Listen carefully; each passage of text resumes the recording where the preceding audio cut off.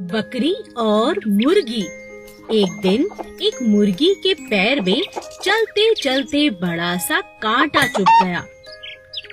बचाओ बचाओ, कोई मेरी मदद करो, ओह बहुत दर्द हो रहा है। वहीं पास में एक बकरी घास खा रही थी। अरे मैं ये तो मदद कौन मांग रहा है? चलो चल कर देखती हूँ। मैं क्या हुआ तुम्हें? इतनी चिल्ला क्यों रही हो? मेरे पैर में कांटा चुभ गया है, बहुत दर्द हो रहा है, चला भी नहीं जा रहा। मेरा कांटा निकाल दो बकरी, मेरी मदद करो, नहीं तो मुझे अकेला और घायल पाकर कोई भी मेरा शिकार कर सकता है। मैं जरूर। बकरी ने मुर्गी का कांटा निकाल दिया, मगर मुर्गी के पैर में घाव बहुत बड़ा था, सो चलना बहुत मुश्किल हो गया था। शुक्रिया बकरी बहन, मगर मैं अब चल नहीं पा रही, कुछ करो। बकरी बहुत अच्छी थी, उसने मुर्गी को अपनी पीठ पर बिठा लिया और उसके घर भी छोड़कर आई।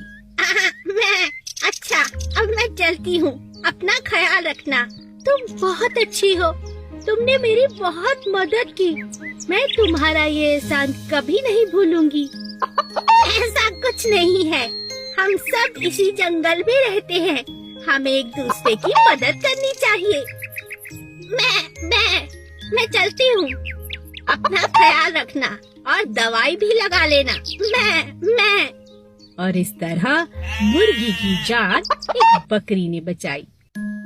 बारिश और बिल्ली। एक दिन बिल्ली मोर को नाचते हुए देखती है। बड़ा मन कर रहा है भीगने का, ये मोर कितना सुंदर है और नाचते हुए तो और भी सुंदर लगता है। काश मैं भी इसकी तरह नाच पाती, बारिश का मजा ले सकती। बिल्ली जिस पेड़ के नीचे बैठी थी, उसी पेड़ के ऊपर एक कौआ बैठा था। क्या हो गया? क्या सोच रही हो बिल्ली मौसी?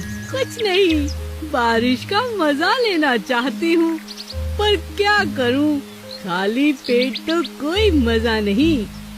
अरे इतना उदास क्यों होती हो? आओ मेरे पास आओ, इस पेड़ पर बड़े स्वादिष्ट बेर लगे हैं, आओ मैं तुम्हें तोड़ कर खिलाता हूँ। अरे वाह! बिल्ली झट से पेड़ पर चढ़ गई। अरे ये तो बहुत अच्छा उपाय है। कौवे ने बिल्ली के लिए खूब सारे बेर तोड़े और दोनों ने मिलकर बेर को खाया। अब कैसा लग रहा है बिल्ली मौसी? हाँ, अब अच्छा लग रहा है, बारिश हो रही है और पेट भी भरा हुआ है। मोर भी लगता है नाचते नाचते थक गया और हम खाते खाते हमें हर चीज में मजा आता है जब हम एक साथ अपनों के साथ रहते हैं। गौरैया और हाथी। एक जंगल में अप्पू नाम का बड़ा सा हाथी रहता था। वो बहुत शैतान था और गुस्से वाला भी। एक दिन गुस्से में आकर अप्पू ने जंगल में चलते चलते 4-5 पेड़ तोड़ दिए। उन्हीं में से एक पेड़ पर गौरैया अपने अंडों के साथ रहती थी। जब पेड़ गिरा तब गौरैया का घोंसला, जो अंडों से भरा पड़ा था, नीचे गिरकर चूर चूर हो गया।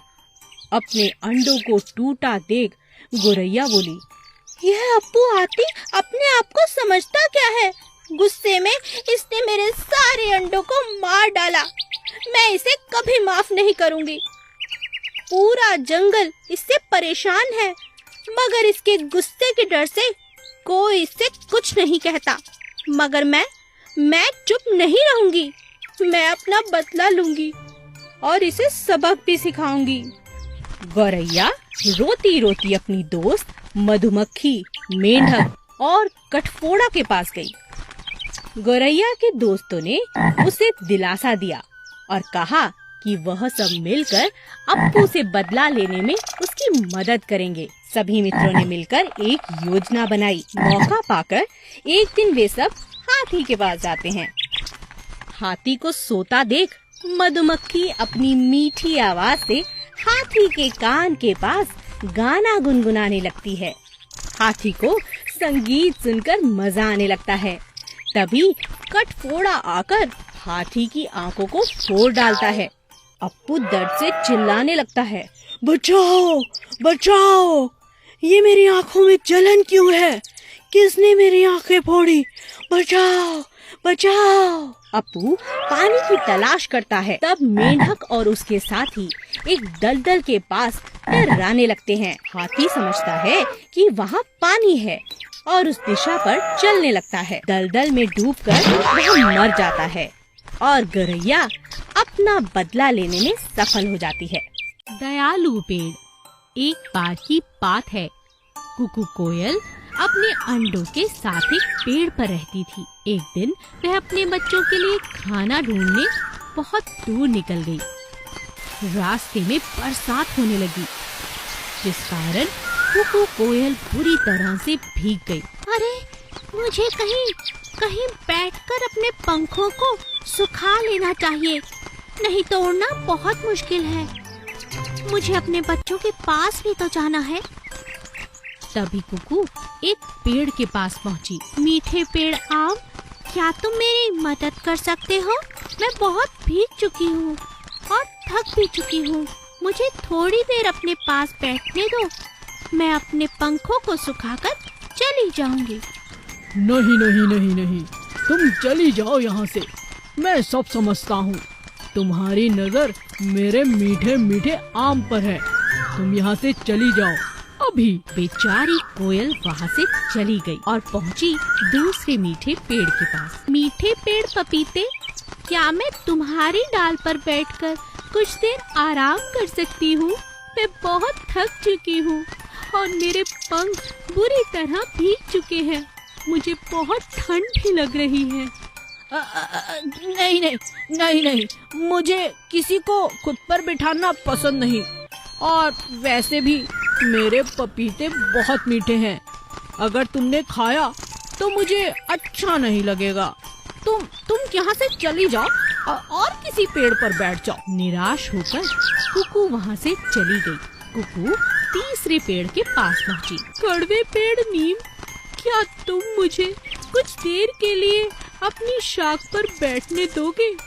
बस थोड़ी देर के लिए। मेरे बच्चे अकेले हैं, मुझे अपने पंखों को सुखाकर वहाँ वापस जाना है। क्यों नहीं, आओ आओ चिड़िया रानी, तुम्हारा स्वागत है।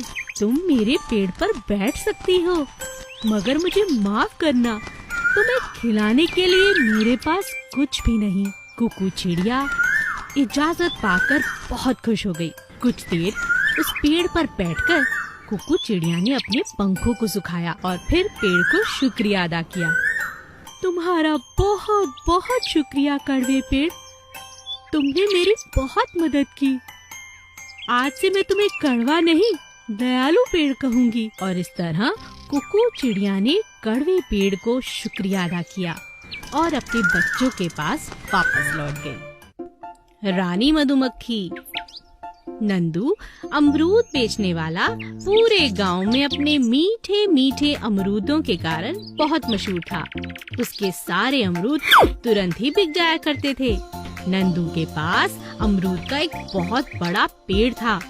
उसी पेड़ पर मधुमक्खियों का एक बड़ा सा छत्ता भी था। कैसी हो मधुमक्खी रानी? मैं ठीक हूँ, तुम कैसे हो? बताओ, आज बाजार में तुम्हारा दिन कैसा रहा? बहुत अच्छा। तुम तो जानती हो मेरे अमरूद खाने के लिए लोग कितनी दूर दूर से आते हैं। मेरे सारे अमरूद बिक गए और यह सब तुम्हारी वजह से है, क्योंकि तुम्हारे डर से मेरे पेड़ पर कोई पक्षी आने की हिम्मत भी नहीं करता। ऐसा नहीं है, तुम भी हमें कुछ नहीं कहते। हम तुम्हारे पेड़ पर रहते हैं। तुम्हारा बहुत बहुत शुक्रिया। अगले ही दिन अमरूद तोड़ते समय नंदू की नजर मधुमक्खियों के छत्ते पर गई। अरे, ना बड़ा हो चुका है इनका छत्ता। इसमें तो बहुत शहद होगा। अगर इसे बाजार में बेचा जाए अच्छे पैसे मिल सकते हैं। नंदू के मन में लालच आ चुका था। अच्छा, कुछ करना होगा। आज रात